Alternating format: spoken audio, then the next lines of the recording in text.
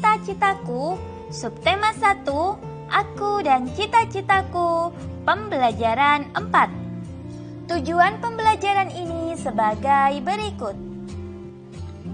Perhatikan gambar berikut. Kita dapat memiliki lebih dari satu cita-cita. Cita-cita kita pun tidak harus berupa profesi tertentu.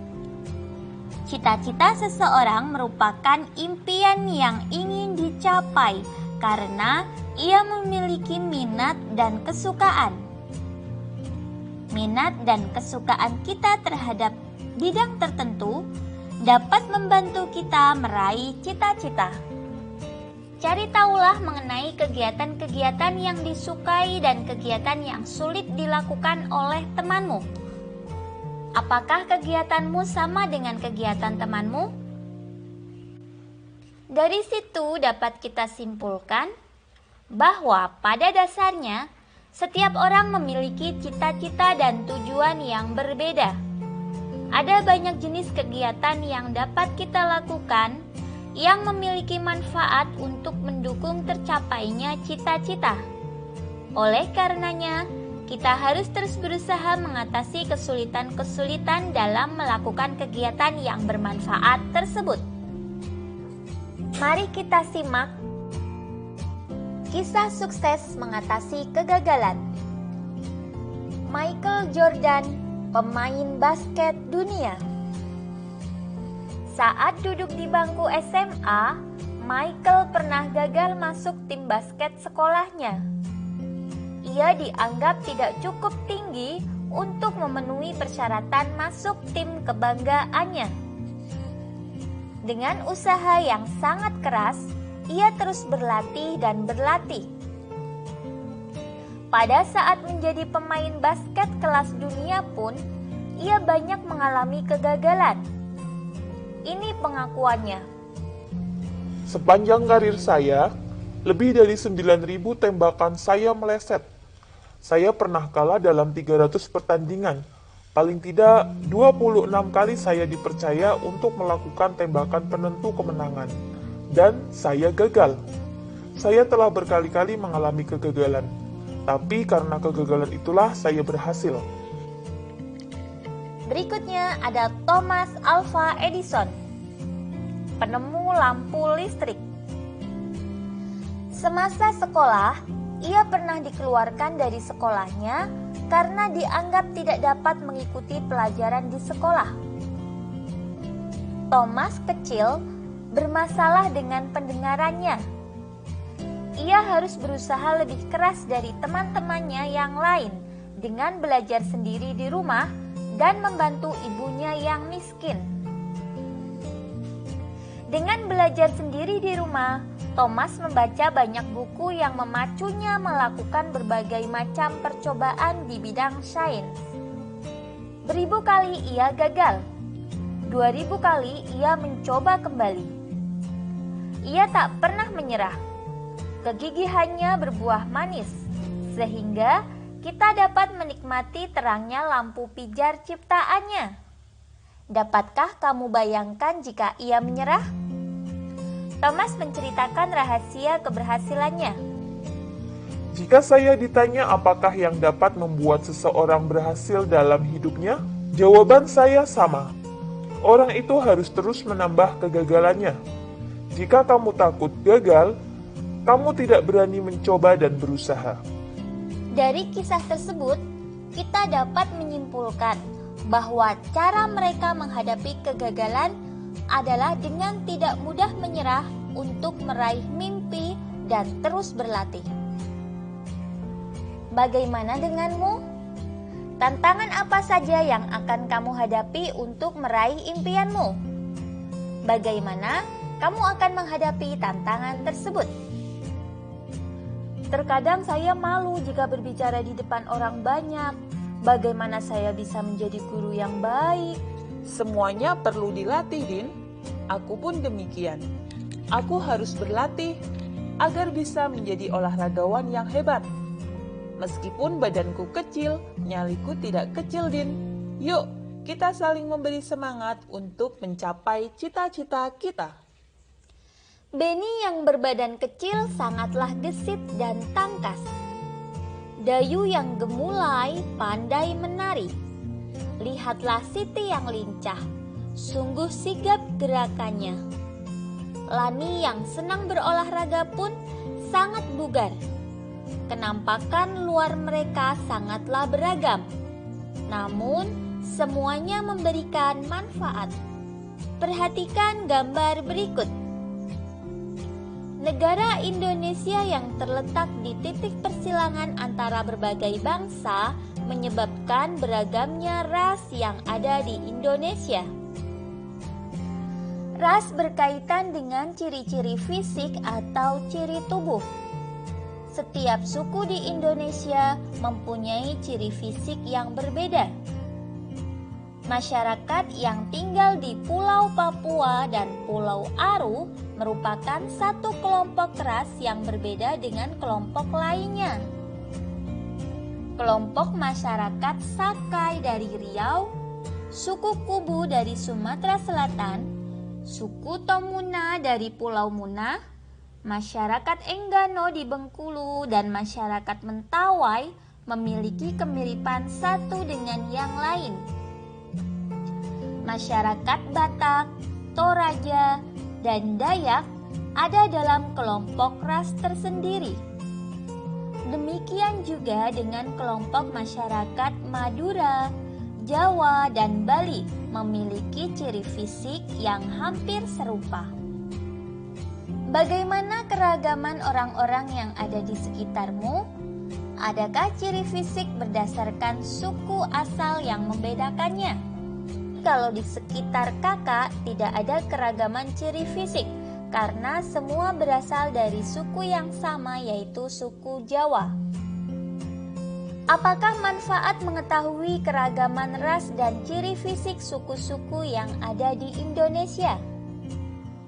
Manfaat mengetahui keragaman ras dan ciri fisik suku yang ada di Indonesia diantaranya meningkatkan pengetahuan serta wawasan tentang keberagaman yang ada di Indonesia.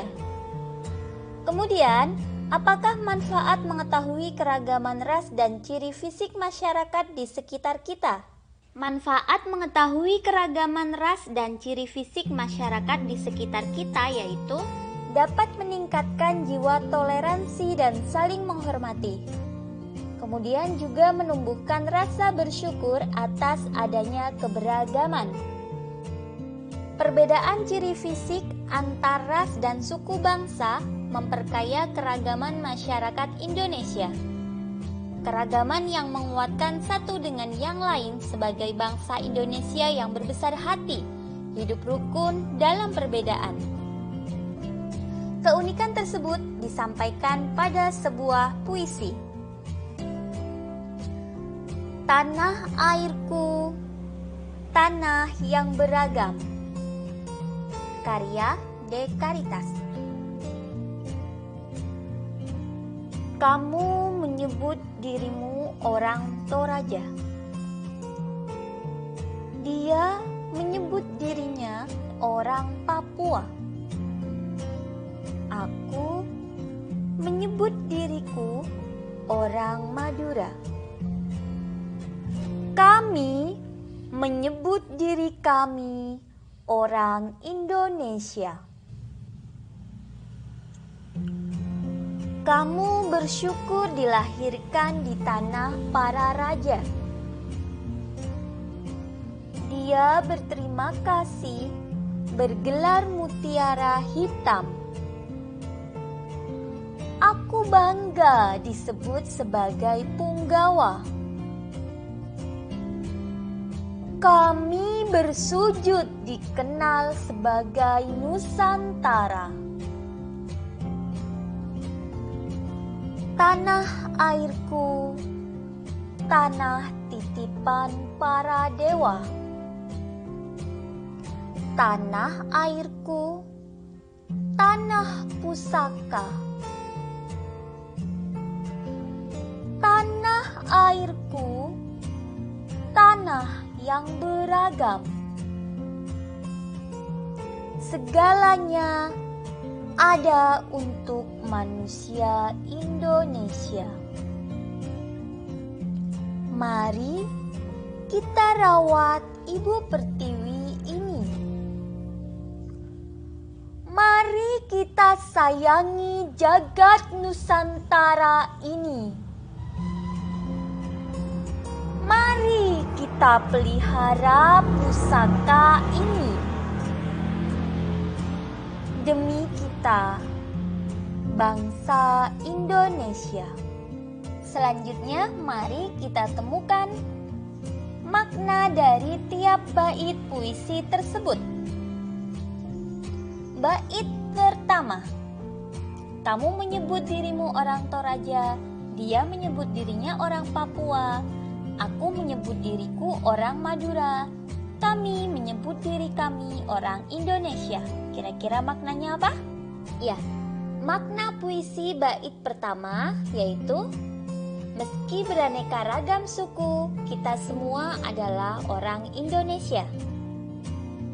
Lanjut ke bait kedua. Kamu bersyukur dilahirkan di tanah para raja. Dia berterima kasih bergelar mutiara hitam. Aku bangga disebut sebagai punggawa. Kami bersujud dikenal sebagai Nusantara. Berarti makna bait kedua ini yaitu rasa syukur dan bangga lahir di Indonesia. Lanjut ke bait yang ketiga. Tanah airku, tanah titipan para dewa. Tanah airku, tanah pusaka. Tanah airku, tanah yang beragam.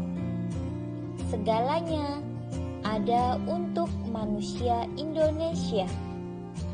Makna puisi bait ketiga ini adalah Indonesia kaya akan segalanya untuk seluruh rakyat Indonesia. Lanjut ke bait yang keempat. Mari kita rawat Ibu Pertiwi. Ya, ini terlihat kalau isinya adalah ajakan ya. Mari kita sayangi jagat Nusantara ini. Mari kita pelihara pusaka ini. Demi kita, bangsa Indonesia. Jadi, makna puisi bait keempat yaitu ajakan untuk merawat, menyayangi, serta menjaga Indonesia. Selanjutnya, untuk makna keseluruhan puisi dari bait ke-1 sampai dengan ke-4, kita dapat menyimpulkan maknanya yaitu Indonesia memiliki beraneka ragam suku dan bangsa. Indonesia memiliki banyak kekayaan bagi seluruh rakyatnya. Kita harus bersyukur dan bangga hidup di Indonesia. Oleh karena itu, kita bisa mewujudkan rasa syukur dengan cara merawat, menyayangi, dan menjaga Indonesia demi bangsa Indonesia. Keragaman di Indonesia tidak melulu tentang budaya dan tradisinya. Ada keragaman alam yang juga mengakibatkan beragamnya sumber daya alam yang ada. Salah satu sumber daya alam yang tidak terbarukan adalah sumber daya berupa pertambangan. Bahan yang ditambang adalah berbagai jenis mineral dan logam seperti emas, timah, nikel, batu bara, dan bauksit. Berikut ini peta persebaran sumber daya alam tak terbarukan di Indonesia. Untuk bekerja sama dengan orang tua, buatlah puisi tentang sumber daya alam yang terdapat di daerahmu. Mintalah bantuan orang tua untuk menentukan sumber daya alam yang akan dibuat puisi. Alhamdulillah, sekian video pembelajaran kali ini. Semoga bermanfaat. Banyak kekurangan kakak mohon maaf. Selamat belajar dan tetap jaga kesehatan. Semoga senantiasa mendapatkan kemudahan dari Allah Subhanahu wa Ta'ala. Wassalamualaikum warahmatullahi wabarakatuh.